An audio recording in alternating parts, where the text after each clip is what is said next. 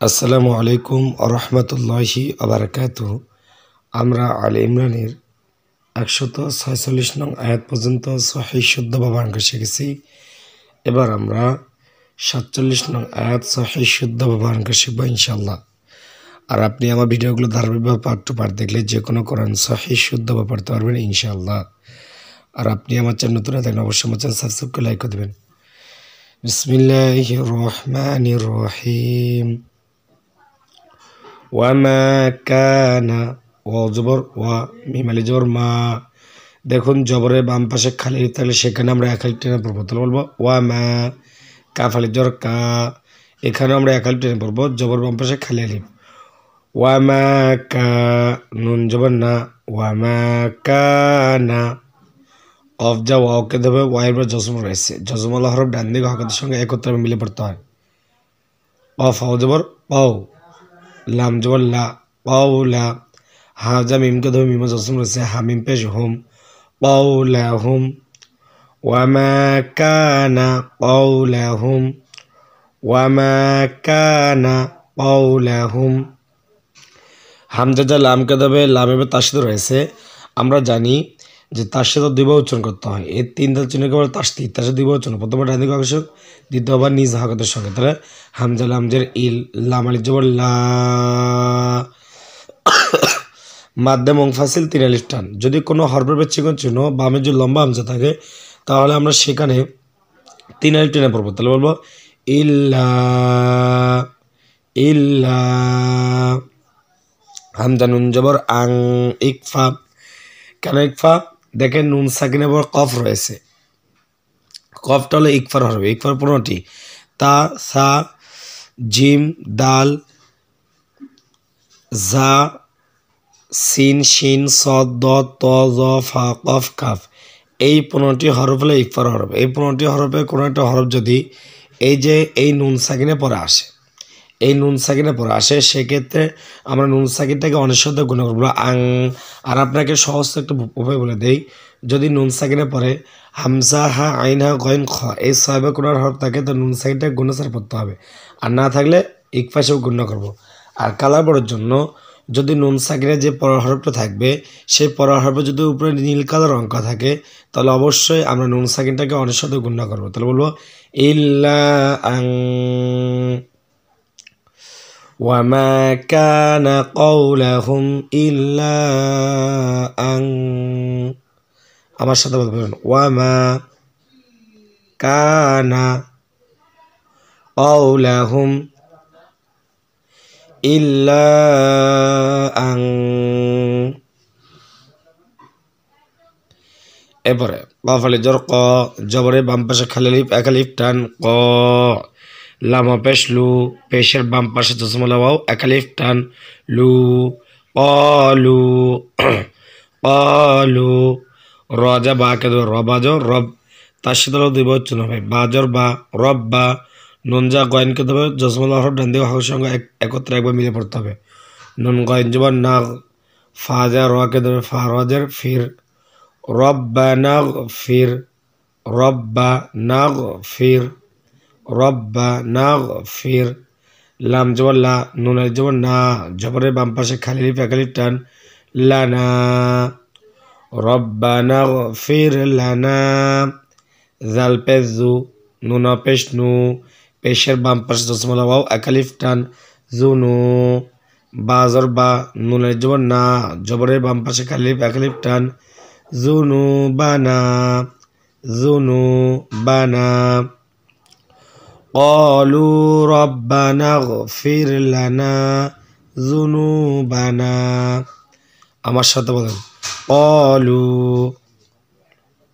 রব্বানা গফির লানা জুনুবানা। এরপরে ওয়াদর ওয়া, হামজা সিনকে দেবে জসমুল্লাহ হরফ, তাহলে হামজা সিনজের ইস, ওয়া ইস, র আলিজর র, জবরের বাম পাশে খালি আলিফ এক আলিফ টান, ওয়া ইস র। ফাজর ফা, নুন আলিফ জবর না, জবরের বাম পাশে খালি আলিফ এক আলিফ টান, ফানা, ওয়া ইস র ফানা, ওয়া ইসরাফানা ফায়াজের ফি ফায়াজের ফি মাদ্দে মুনফাসিল তিল আলিফ টান। দেখেন যদি কোনো হরফের চিকন চিহ্ন আর বামে যদি এটা লম্বা হামজা থাকে সেক্ষেত্রে সেখানে আমরা তিল আলিফ টেনে পড়বো মাদ্দে মুনফাসিল। তাহলে আমরা বলবো ওয়া ইসরাফানা ফি হামজা যা মিমকে দেবে হামজা মিম যা আম রজের রি আমরি নুনালি জবর না জবরের বাম পাশে খালি একালিফ টান আমরিনা ফি আমরিনা ওয়া জবর ওয়া সাদা বাকে ধরবে বারবার তাসি ধরেছে বা দুই বচন হবে সাবা যাব সাব বা তাদের বিত সাব্বিত ওয়া সাব্বিত আমরিনা ওয়া সাব্বিত হামজা কফ জবর আকা কফটা হলো কলকলা হরফ ধাক্কা দিয়ে পড়তে হবে কলকলা হরফ 5টি কফ তো বাজিম দাল আর এই 5 হরফ জজম ধাক্কা দিয়ে পড়তে হয় যেহেতু কফের উপরে জজম রয়েছে ধাক্কা দিয়ে পড়বো তাহলে আমরা বলবো আক আক আর কালার বোর্ডের জন্য যদি কোনো হরফের উপরে লাল কালার অঙ্ক থাকে তাহলে মনে করতে হবে সেটা কলকলা হরফ ধাক্কা দিয়ে পড়তে হবে আক দালালিজ দা জবরের বাম পাশে খালি লিফ একালিফ টান আক দা ওয়াসাবিত আকদা মিম জবর মা নুন লিফ জবর না জবরের বাম পাশে খালি লিফ একালিফ টান মানা আকদা মানা ওয়াসাবিত আকদা মানা। তাহলে এখন আমার সাথে এখান থেকে পড়েন ওয়া ইসরাফানা ফি আমরিনা ওয়াসাব্বিত আকদামানা। এবার ওয়াও নুন জবর ওয়াং ইকফা কেন ইকফা নুন সাকিনের পর সৎ রয়েছে সৎটা হলে ইকফার হবে যে গুণা করে পড়তে হবে সহজ উপায় বললে যদি নুন সাকিনের পরে হামজা হা আইনা গইন খ এই 6 হবে কোনো একটা হরফ থাকতো তার নুন সাকিনকে বলতাম ওয়াও নুন জবর ওয়ান বলতাম কিন্তু দেখেন নুন সাকিনের পরে কিন্তু হামজা হা আইনা গইন খ হবে কোনো একটা হরফ নেই সেক্ষেত্রে আমরা বলবো ওয়াং এটা হলো ইকফার হরফ।